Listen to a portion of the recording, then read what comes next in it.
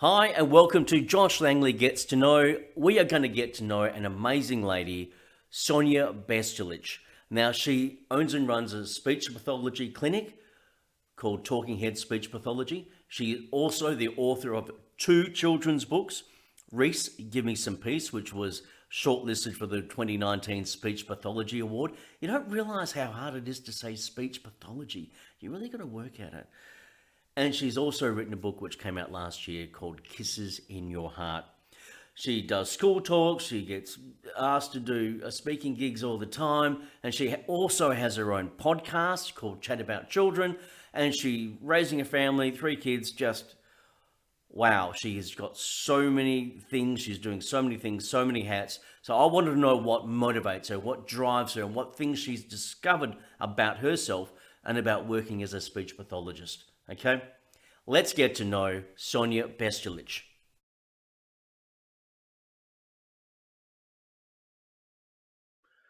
Sonia Bestulic, how are you going?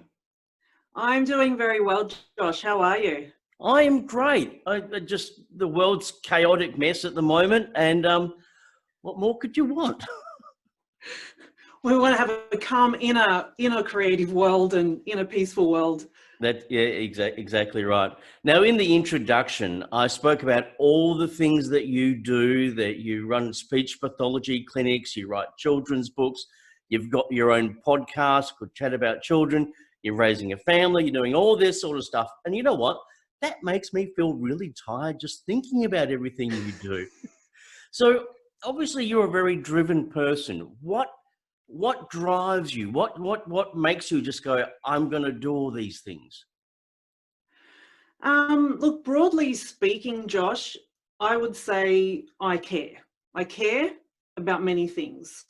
And when you care about things in life, genuinely care, then it creates meaning and it creates purpose and it creates a platform to be able to make a positive difference. So I think broadly speaking, caring is one thing. I was also brought up with a very strong work ethic. So both my parents came to Australia with no English. They worked hard. They raised 4 children. And there's so much within just that is so inspiring right there. So look, my childhood, I was very pensive. I guess I had that role model work ethic. Yep. Italian was my first language, actually, Josh. And Oh, wow. and you mentioned writing, yeah. And in my childhood, I'd write a lot. And one of the first things that I actually got a prize for was a poem that I wrote in Italian. Can you remember what it was about? I absolutely remember what it was about. And I guess this links back to just caring as a basic principle. So back then as a kid, and I even did illustrations, by the way. They were kiddie ones, and I haven't attempted illustrations since then. But anyway, that's another topic. But so look, this poem in Italian basically reflected my observations of how I saw the world as a kid. It was basically the page was divided in half, and there was half that was kind of very colourful and vibrant, and it described all the creations of nature, if you like. And then the other half had more kind of grey, blackish hues and described more of the creations that I saw that mankind had put into the world, if you like. Wow. So it was, I guess, reflecting for me my confusion about the world somehow, like why is this stuff going on, and why do we treat each other like this? And so I kind of thought, well, I'm seeing it. What can I do as an individual? What's the best thing I can do to make a positive difference in my own way? And I guess it all kind of just has continued from there, and it's reflected in my writing and in my books, podcasting. And I guess probably what led me to then move into the healthcare industry. And choosing a caring profession. Being a speech pathologist, obviously that kind of combines the caring with my love of language and with human sciences. So it kind of combines them all. But certainly, you know, when you work with people and you're surrounded by people that I guess you're sharing a very privileged journey with others, when you work closely with them and you're working to create a positive difference in their lives, and you see that positive difference trickle to other people in other areas of their life, like that's quite energizing in itself, and it just gives you more of that purpose and meaning to want to keep going. So so hopefully that rambling, all kind of No, well, comes together, but it's that makes kind it, of that makes what drives me. It's that caring about things. Well, I think that's that sense of purpose is so important, because I was chatting to Michelle Mitchell on the show, and she was talking about, she found her sense of purpose and meaning when she was 14, and that was, really such a young age to find it, and she's still got it. And it sounds the same for you. From a young age, you may not have known exactly what it was, but this drive to care, to understand, to look after, to all that sort of stuff is what's really, really at the heart of everything, isn't it? Absolutely, and that's really the fuel. You've got to have something fueling you, and I think that's it. It's as I said, it's kind of that positive difference, and knowing that you can contribute in a good way, for want of a better adjective. Yep. But you can, and it doesn't have to be humongous. It can just be the smallest thing that can be the biggest thing to someone else, and you might never know that. And I think just knowing that is very important to be reflective of. Yeah, because that gives you a kind of anchor. Now, when you were 27, you were diagnosed with a chronic health condition. You don't have to tell me what it is, because I know some things are personal. But how did that change your outlook on life? Look, I think what it did was it did a couple of things. It had me reprioritize. That, I guess, is what happens to many people. You look at things a little bit differently, but I think it also creates a deeper level of understanding for your fellow humans. The empathy like empathy, absolutely. And I think when you go through certain things in life, it does develop empathy, and you are able to easily put yourself into someone else's shoes, and it creates just a deeper level of connection. And I think that at that time, I think that was certainly a big part of it, the reprioritizing. But it was also a part where I found that at that time, when I was telling people, okay, this is a diagnosis, this is what's going on. I also, from people who are coming from a good place, and they'd be quite sympathetic, almost to the point though that I was starting to feel sorry for myself. And then I was like, I don't know if I like this place, and I don't know if it's helpful. So it was quite eye-opening to kind of be aware that I felt that wasn't a place of empowerment. And that's probably why I don't go around saying this is a diagnosis. I just kind of go, look, something happened at that stage, and I don't need that label of a diagnosis to associate necessarily with myself. It's not part of your story, if you know what I mean. It's part. I think everything is part of my story generally. But I think that what happens is people tend to sometimes grab that label, and then it's kind of stuck with you. So I'm kind of going, do you know what I mean? So I'm kind of going, well, I would rather focus on what I need to be doing to get into a stronger place, a more nurturing place, a more self-empowering place. I want to focus on that. And that's probably the part that I want to share. So I understand that we need to have that time, if something awful's going on with ourselves personally, etc. We need that time to, whether it's grieve, process, etc. So it's not discounting it. So you didn't sit there and go, why me, why me, why me? This is terrible. Not even in the beginning? Oh, I'm saying there was definitely elements of just that, that self-pity. But I think being in that space too long is not helpful. Yeah. And I guess I realized that and thought, well, I need to shift out of this. How do I do it? And let me focus on the how do I do it, as opposed to I am in it. And that's a really big shift. And I thought, well, that's probably going to be more helpful to myself and to others, regardless of what they're going through, because that's not really so important. It is important, but focusing on that label is not important. It's focusing on what are you doing to help yourself be in a better place and space. And do you And think how can your I help? upbringing helped you come to that realization, that strength that your family had of just resilience and just keep going and hard work? Did that help you come to that realization, or was it some other factor? Oh gosh, look, there's so many factors. I think, having people in your life that love you and care for you, and support you no matter what. So that unconditional love Mm, is absolutely number one. And you've got to have someone, because sometimes it doesn't feel like yourself. So, you got to work on that. yeah, But having just at least one person that, and I've had more than one person in my life that's been able to unconditionally provide that love. And that is really what has made an enormous difference to where I'm at today and who mm. I am today. And that 'Cause will continue to change and evolve, but you've got to acknowledge that.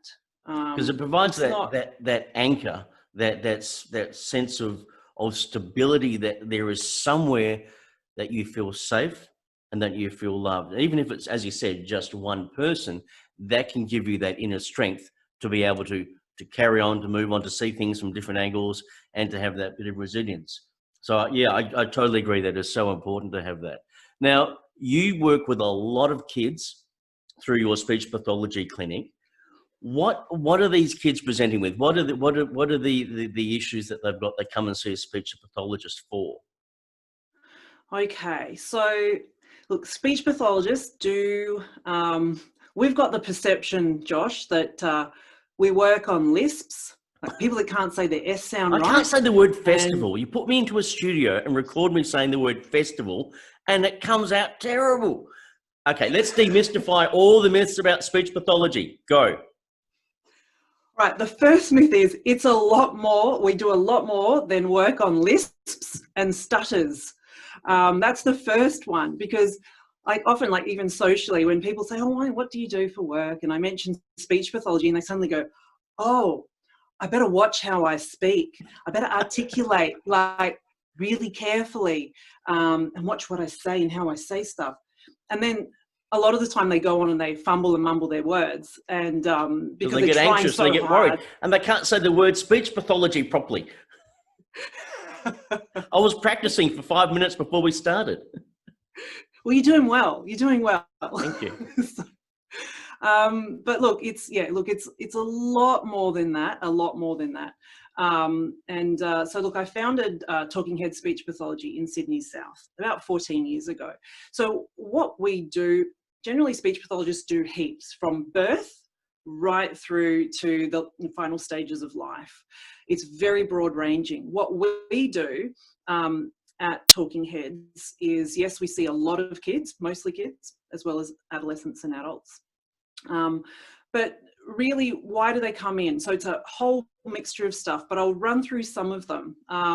So it could be, and it can range from a child who may not be able to say just one sound correctly, and that can range to a child who will never be able to communicate through talking, and they need Yep. other means So to be able to non-verbal communicate. type ASD.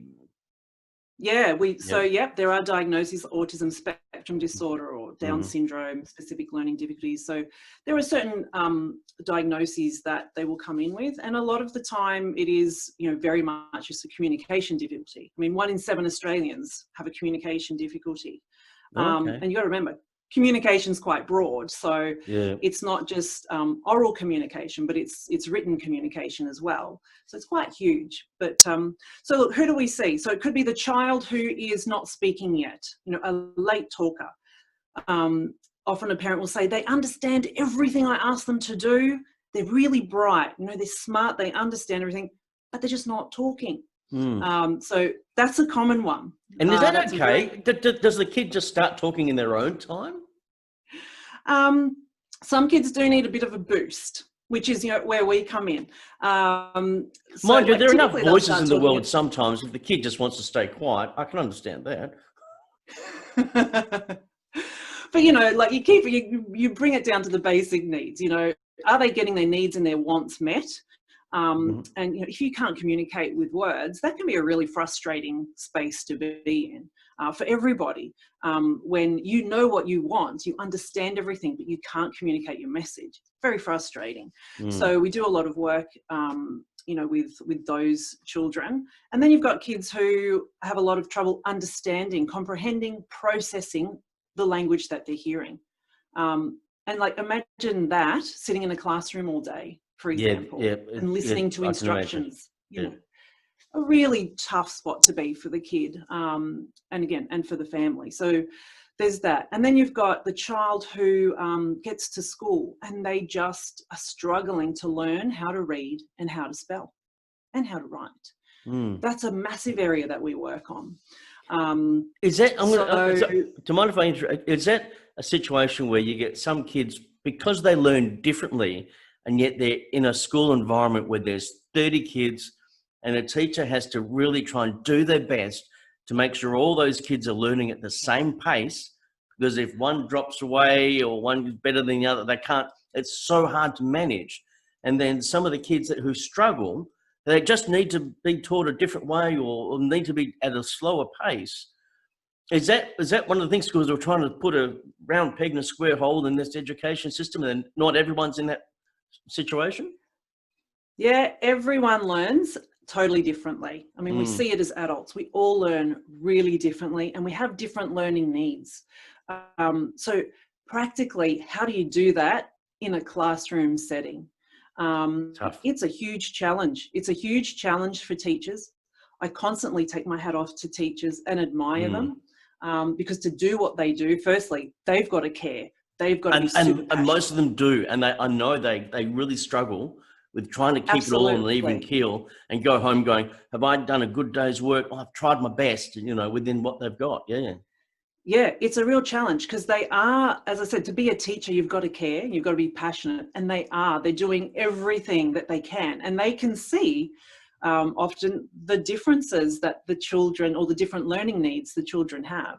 Look, there are wonderful teachers out there that will be able to, I guess, when they teach, they do their best in using visuals to show them, repeating things more than once, getting them to experience learning by touching and feeling and that kind of thing. So, look, catering for all the different learning needs is really challenging. And yes, for a lot of kids, moving into, a classroom setting or the current system, if you like, or format of learning, it doesn't work for them. And it doesn't reflect their, I guess, their intelligence or their ability to learn. And that's a stigma that they get labeled with, because they didn't learn like all the other kids.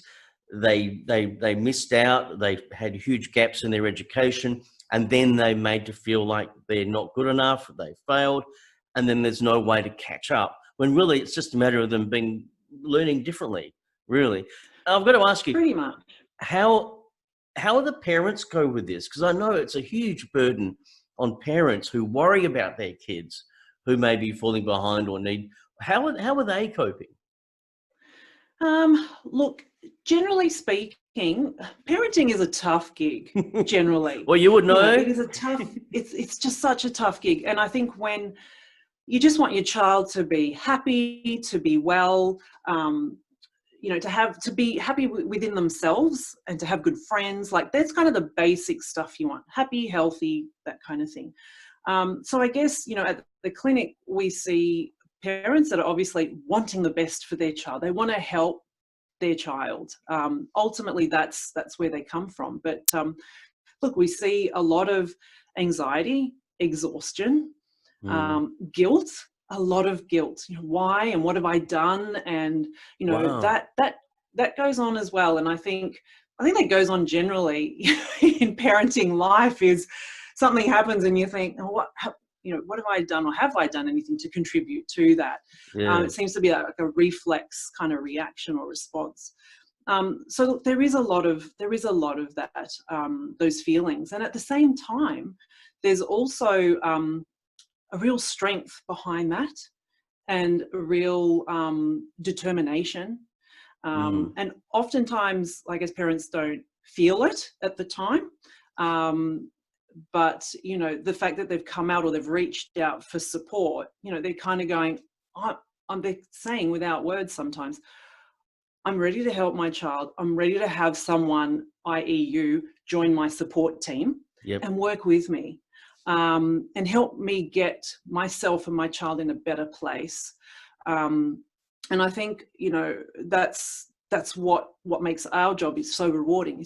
As I said, we're sharing that journey. We're kind of holding their hand and going, you've got this, and you've got so much more than what you might feel right now. It's going to be okay. Like, we're going to work on this together, and it's going to be okay. And I think that reassurance is what a lot of parents need.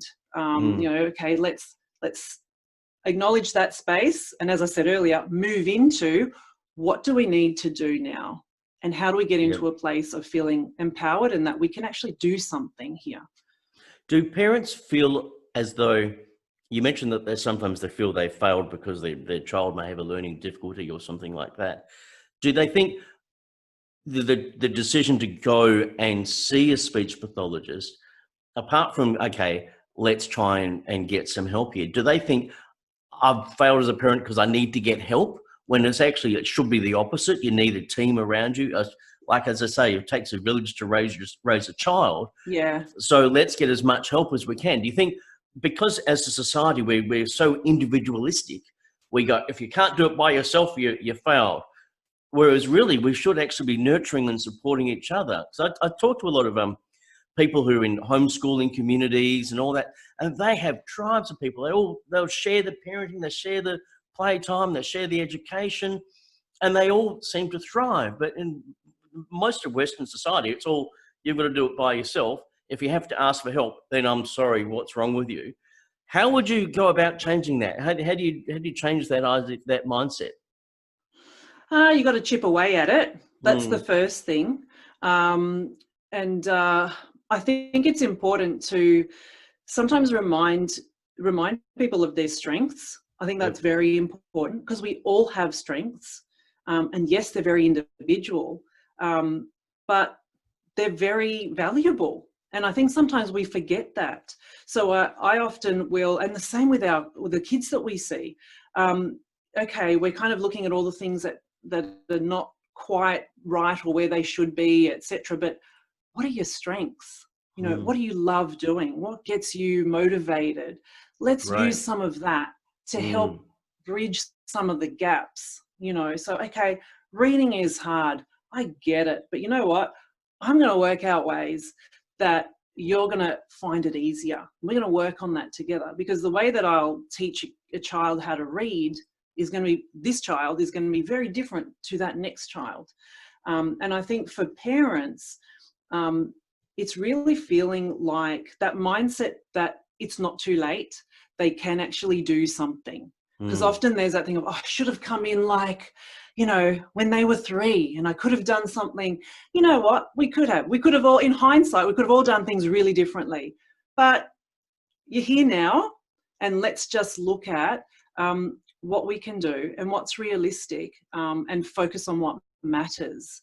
And I think once you try to keep it simple and down to those core elements, it helps that perspective as well, which is really important. So I think providing that reassurance and some really, I guess, the achievable goals would be how I know it sounds very clinical, but I'm going to set something that parents kind of go, I can do that. So it's about breaking it down to something small, as opposed to we're all filled in our heads with all these ideas of guilt and failure, and it's all too big, it's all too stressful. But to have someone say, no, it's not. Just take one thing at a time. Let's work on this. Is that doable? Yeah, fantastic. And then you feel good because you've achieved that thing, and you can see the results. And then you take the next one and the next one and the next one. I think that's a great way of doing it. Now, you've got a program coming out this year. Now, it's called... it's coming out next year. Next year. Oh, well, look, 2020 is just a write-off anyway, so let's make it next year. So it's a healthy lifestyle program. Tell us about that. The Healthy Lifestyle Program. So in essence, it's a program that I plan to launch probably the second half of next year. And it's really about adopting a healthy style of love, which means healthy ways to love ourselves and to love others in a sustainable way or in a sustained Yeah. way. Yeah.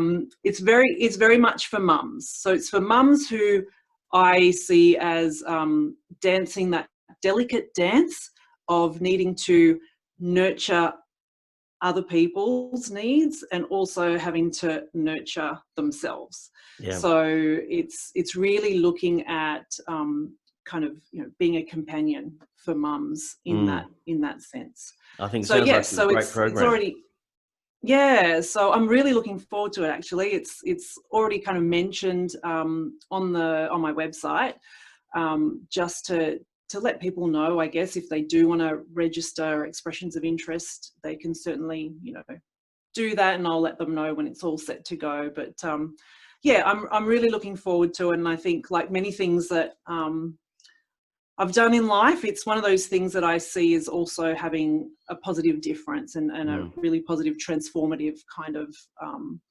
effect. So yeah, it'll be pretty cool. Fantastic. Now, I ask everyone this last question. What is the most important thing to focus on in life or to remember about life? Okay, can I do three little ones? 3 little ones.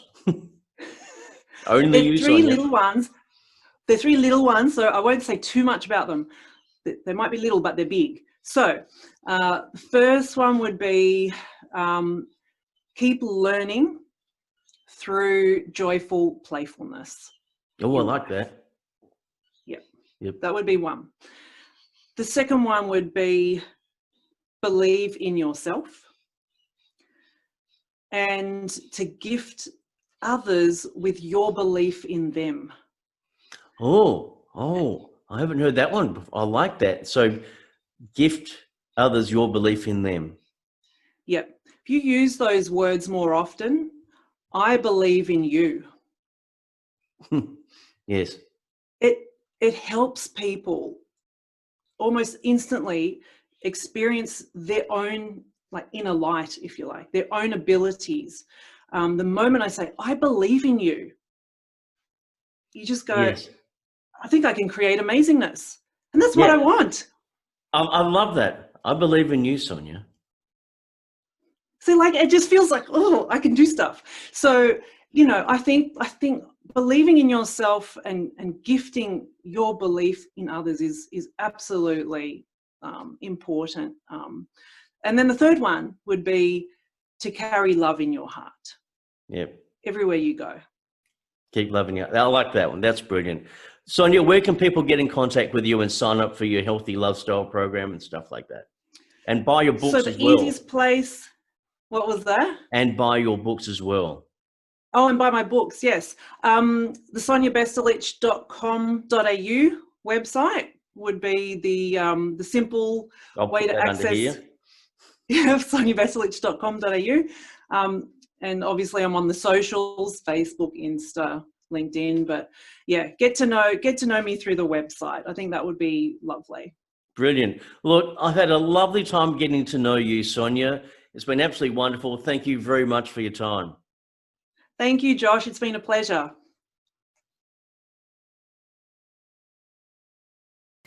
Thank you very much for watching the latest episode of Josh Langley Gets to Know. If you want to watch more videos, subscribe to the YouTube channel. Also, follow me on Facebook and Instagram.